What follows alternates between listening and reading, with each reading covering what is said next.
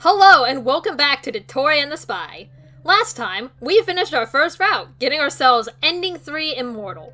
This time, you're probably wondering why I'm sitting at the spot where we chose to keep the notes or not.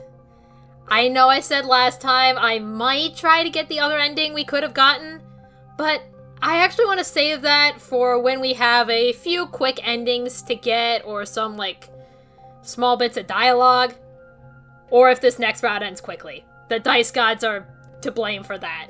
So instead, we are going to choose to burn the notes, and then go back to where we were at the ball.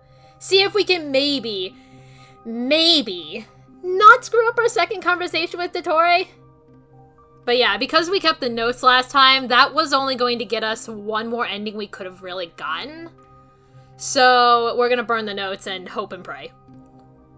You throw the sheets of paper into the blazing flames.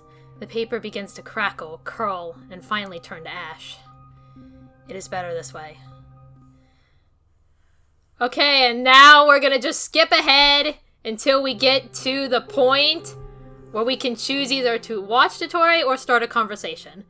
So we did this one last time, so we're gonna watch this time. Now how this one works, unlike the last one where it had two different options and one was good and one was bad, in this way of doing this, there's still good options and then a bad option.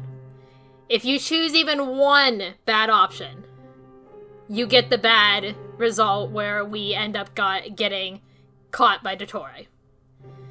So that's why I said, I was like, okay, we could probably, this one will be my better one, the starting a conversation, and then we saw how well that went. Anyways, we're gonna watch. You keep your distance and watch every move he makes. All the other guests are happily chattering, eating, and dancing. Dottore still stands at the edge of the crowd, silently watching. Suddenly, you feel a tap on your shoulder. Swiftly, you turn around and gasp. Dottore? Correct. Your gaze wanders over, back to the other Dottore. He is still there. His slightly younger-looking version in front of you impatiently snaps his fingers. You don't seem to be having a lot of fun. Before you can retort anything, he places one of his hands on your back and pushes you, more or less gently, back into the hallway. As you two walk along the corridor, the noise from the ballroom gets more quiet with every step. You seemed like you were hoping to talk to me. Okay, so this one actually has a good option, a bad option, and then kind of a neutral one. If I could get the dice out of here to help me decide. Alright, let's roll this dice first. Alright, that's a 2. We already messed up! Okay. I'm glad I burned the notes because, oh dear God. So yeah, this one is the bad option. And that's what I got. This one was the good option, and then this one up here ends up throwing a third, prompt into it. We'll see that another time, because the dice gods have spoken, we're getting caught again. Nervous. Intimidated. You keep walking silently as you feel the hand on your back slowly sliding upwards, closer to the back of your neck. And then dialogue is exactly the same as before. It kind of mirrors starting a conversation with him, but I'm still gonna read it regardless. After Losignor's passing, I was reassigned to serve under your command. Of course. Dottore, is there anything to do for me? You seem to take your duties quite earnestly. However, tonight takes place in the spirit of fun. Oh yeah, we're totally gonna have fun with this. You reach an empty part of the palace. This gleeful chatter is almost not to be heard anymore. You are alone with him. He radiates a somewhat special presence. You need to think. Okay, so this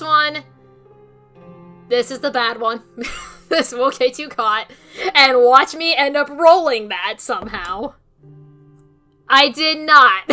I rolled 4, so I must stay focused on my mission. So at this point, after this one is when you would get either, like, your good or bad option. Clearly we're gonna get the bad one because I screwed up the first one. I must stay focused on my mission.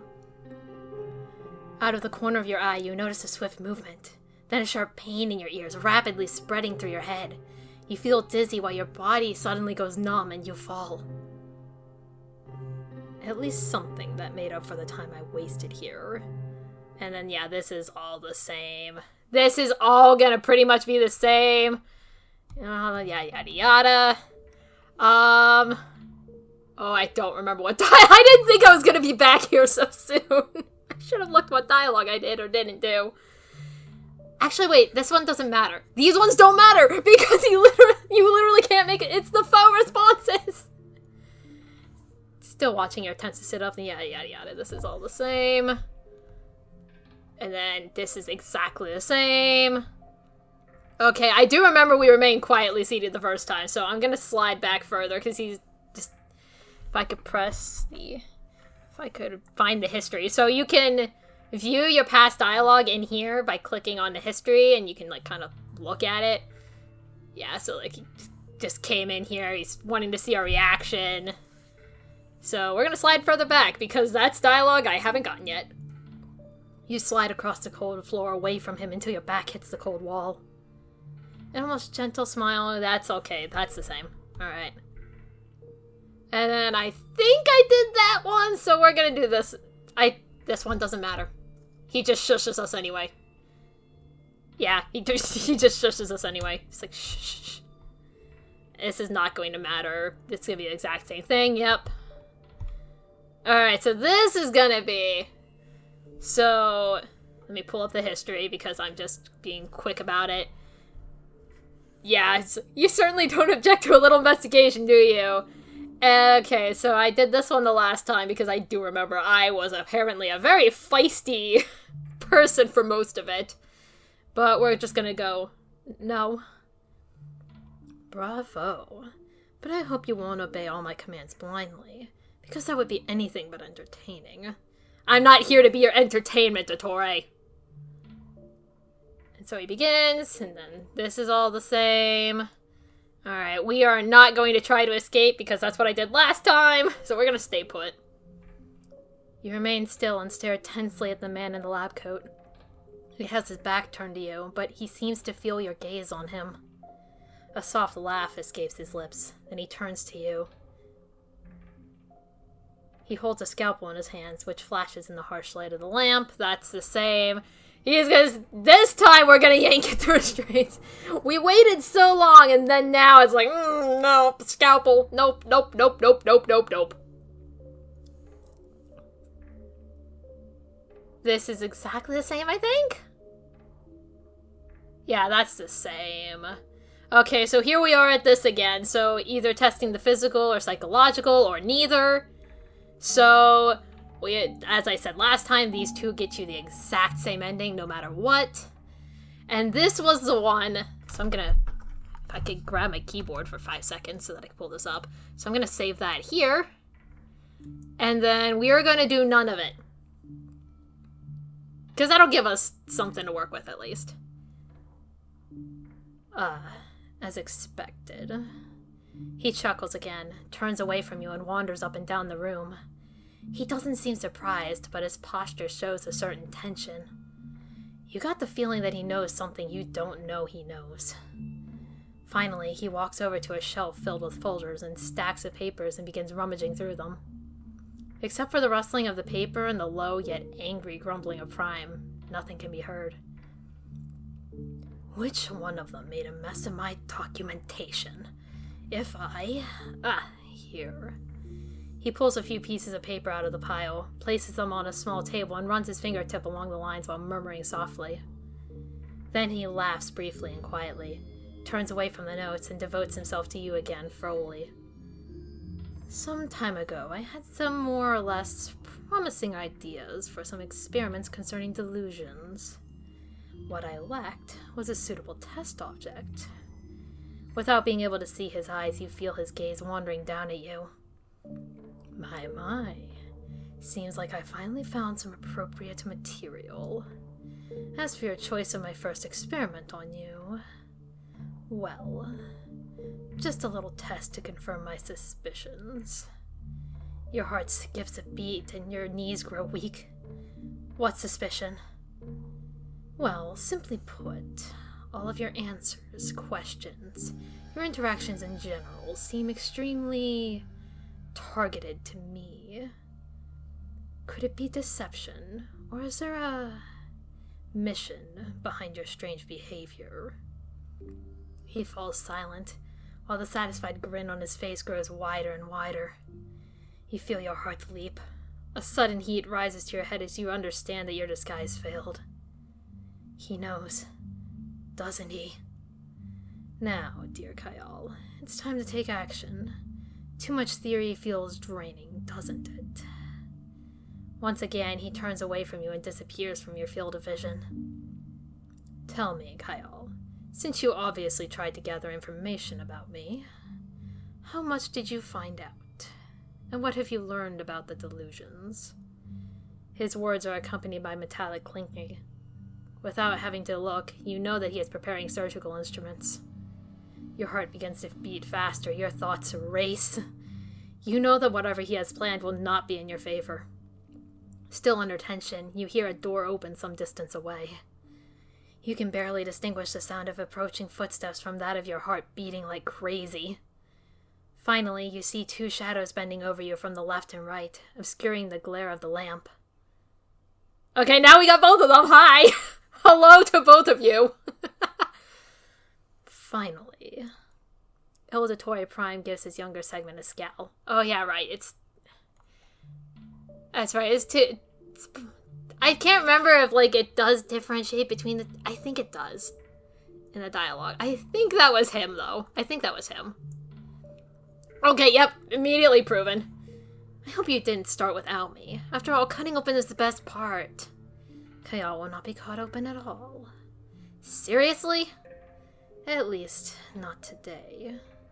The younger one lets out a crazy giggle. Fine, but what do you have planned for today's experiment, then? Prime turns away for a moment, rummages on a nearby side table, and then reappears in your field of vision holding a syringe with a terrifically long needle. Why make delusions when one can implant the powers directly? Today in a somewhat modified form. The younger one gives Prime a questioning look with a raised eyebrow. Read the notes. The young Dottore turns away and begins to study the notes. Meanwhile, you tug and pull at the straps, but they remain unyielding.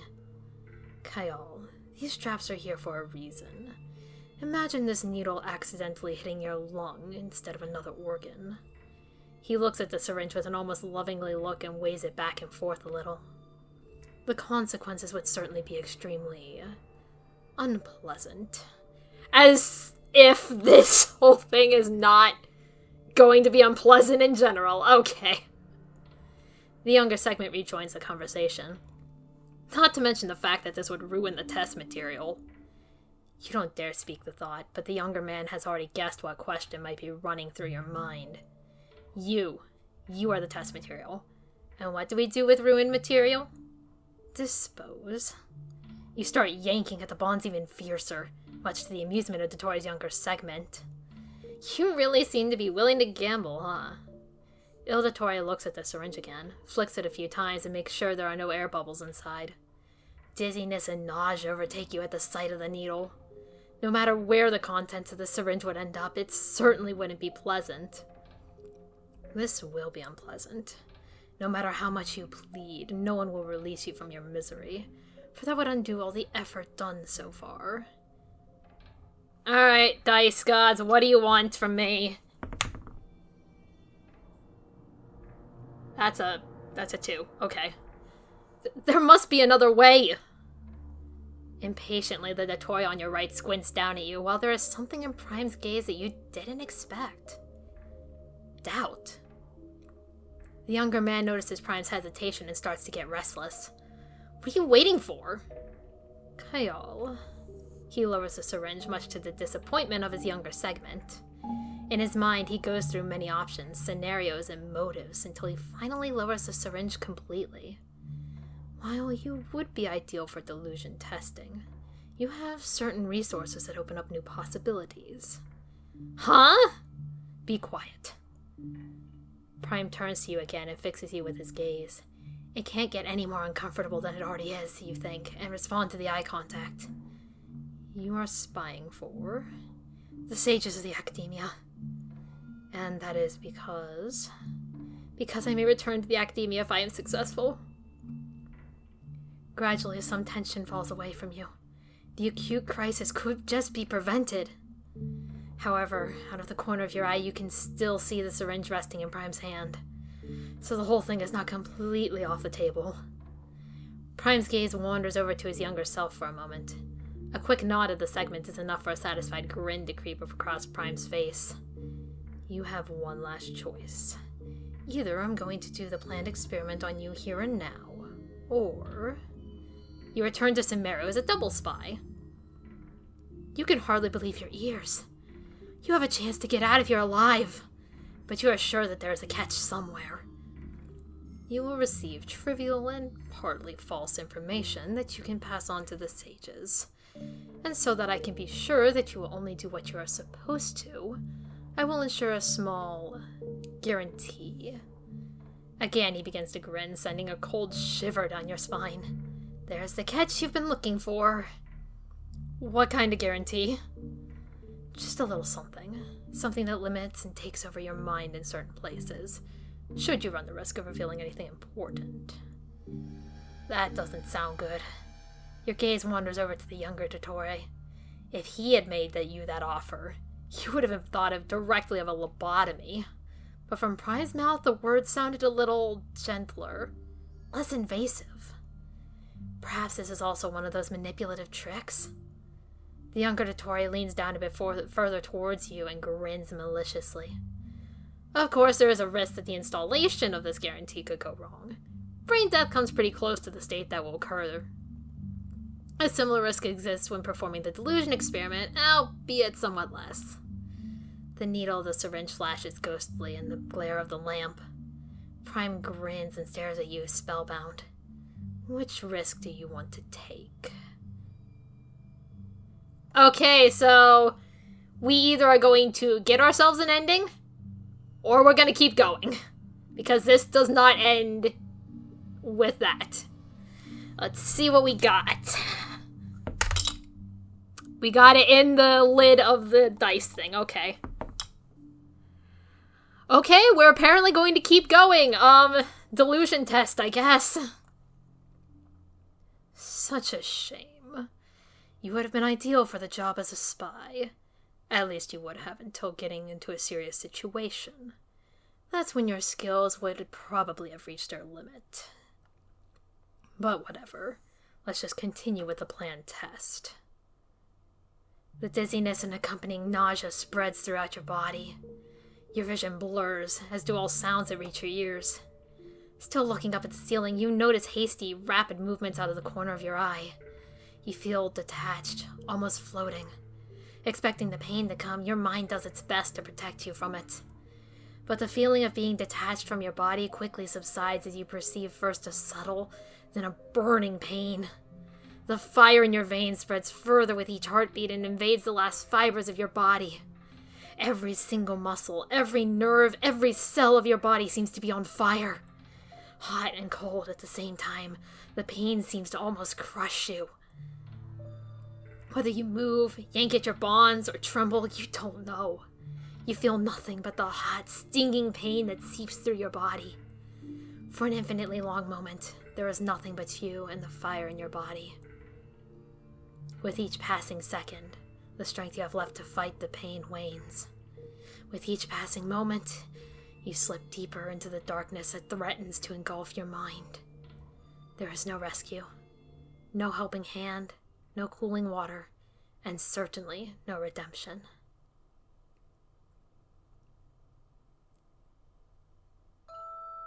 That light again. I can't feel my body. The light seems a little less blinding now, but in exchange you have no control over your movements. When you try to lift a finger, a dull, tingling sensation shoots through your entire arm. You're completely exhausted and powerless. Not even your heart has enough strength left to flutter with fear. Your entire body seems to have given up. You still have your gaze fixed on the glare of the lamp. It is bright, but there is no trace of warmth. Warmth. How beautiful it was in Sumeru. Still completely befuddled, not even a bit of fear comes over you. It is over. Done. Happened. And nothing will be able to undo what El Dottore has done to you. The silence that is now upon you seems almost to crush you. What will happen to me now? Trying to think clearly, you fight the fog in your mind. But the harder you try, the faster your thoughts slip away. Until you finally fall into deep darkness again.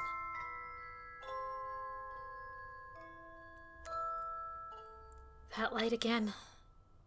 And still the surgical couch in the laboratory.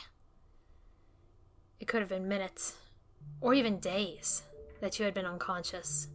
But to your surprise, you feel a little stronger by now. A strong trembling runs through your muscles as you try to lift your head. Looking down at yourself in disbelief, you notice that one of the straps on your right wrist has loosened a bit. The door at the end of the lab flies open with a bang, causing you to jerk your head toward the source of the noise. Another incompetent guard like that, and I. His eyes fall on you. Immediately his face brightens. Ah, Kayal, awake again. He steps closer, tilts his head, and grins with satisfaction. Your reaction to the potion was a bit strong, don't you think? You still can't think of anything to say in response, so your counterpart starts laughing. Oh yes, you probably wouldn't have noticed any of this. Almost a pity, actually. The overall performance was extremely entertaining. Alright, let's see what we roll. That's a 1. We don't care about you, Webtoy. Where is Prime? Prime? Why? He has more important things to do at the moment. He thinks for a moment, then snorts disdainfully. Actually, so do I. With his coat billowing, he turns away from you and heads for a shelf to search for something specific among bottles and boxes. While rustling and jingling sounds are heard from the corner of the room, your gaze unobtrusively wanders back to the loosening strap on your wrist. Your heart leaps as you realize that with a little skill, you could actually free your hand. Immediately, your mind wanders. With one free hand, I could undo the other straps. Hectically, your gaze wanders over to Il Dottore again. He is still standing at the shelf and has collected several vials and cans in the meantime. You wouldn't have much time to weigh your decision. Kayal will be expelled from the academia without further notice. Shoot. If I make a run for it now, I might make it out of here with my life, but no evidence. If at all. You know that outside the castle walls there is nothing but ice and snow waiting for you. You don't know where your winter coat is. And whether you would find their way through the endless winter wasteland, you don't know either. Alright, let's find out what happens, because this is either going to lead to endings or lead to endings. I don't know what else to tell you. Okay, we're apparently going to try to escape. You have made your decision. You would dare to attempt this escape, even if it would be your last. Striving to be silent, you tug at the strap until your hand finally comes free. Immediately, adrenaline rushes through your veins, accompanied by the rapid pounding of your heart. My last chance. Once again, you glance over at Il Dottore. He is still standing with his back to you and seems not to have noticed anything. Is it a test? Even if it is, you think it's too late to back out now. Silently, you remove the remaining straps, so that, to your own surprise, a few seconds later you place the tips of your bare feet on the cold floor. Shifting your weight to your feet, you slide off the operating table. Hastily, your gaze wanders over to the door. It is open! That Dottore fortunately didn't close it after you entered the laboratory. Il Dottore is still busy with the shelf. Near him, but out of his sight, you discover some components that appear to be parts of disassembled ruin guards. One of those parts is a long metal pipe. Uncertainly, your gaze wanders back and forth between the pipe and the door. Okay, this will get us an ending regardless of what we do. I am not going to roll the dice gods for this. Why? Because one of these is the option for their ending that has 3 different ways to get it. I don't feel like doing that right now. So we are just going to flat out just sneak out of the lab. You tiptoe over to the open door. Your heart is beating so loudly that you are afraid El Dottore might hear it. As if spellbound, your gaze is fixed on him as you continue to approach the door backwards.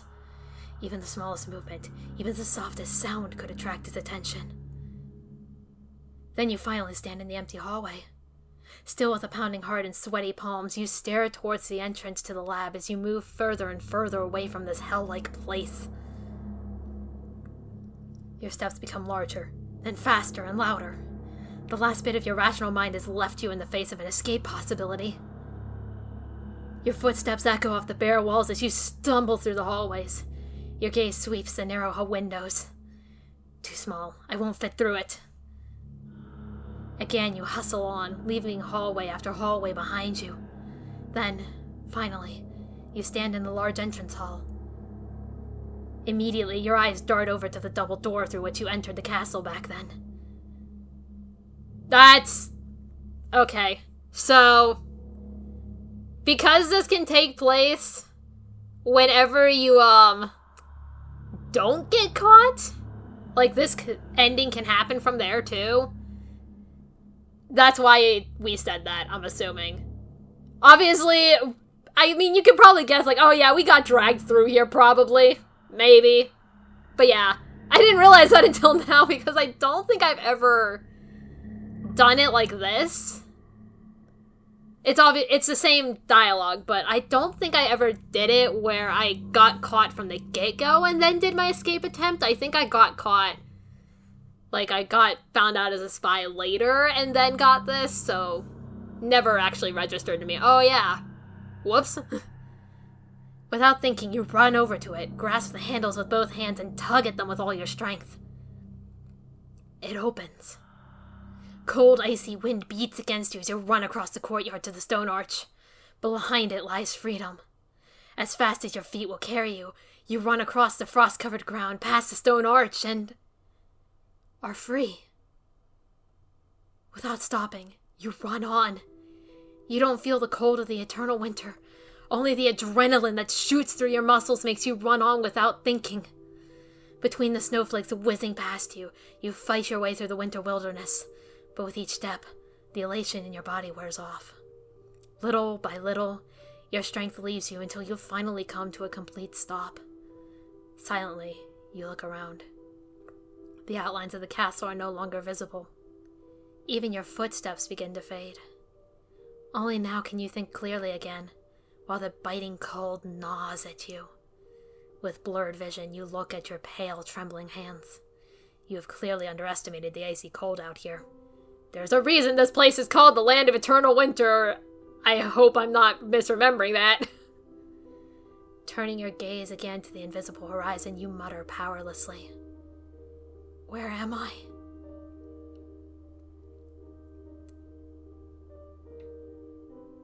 So we died. That was our next ending we've gotten at this point. Yeah, that's ending 10, Frozen. Obtained upon escaping without a plan and dying. Yeah. Not necessarily the smartest decision to escape into a land that's known for constantly being cold, and if you don't keep moving, you are just going to die. Oh, God. Anyways, I think I'm going to just stop this video here, because otherwise I'm probably going to end up with another hour-long video.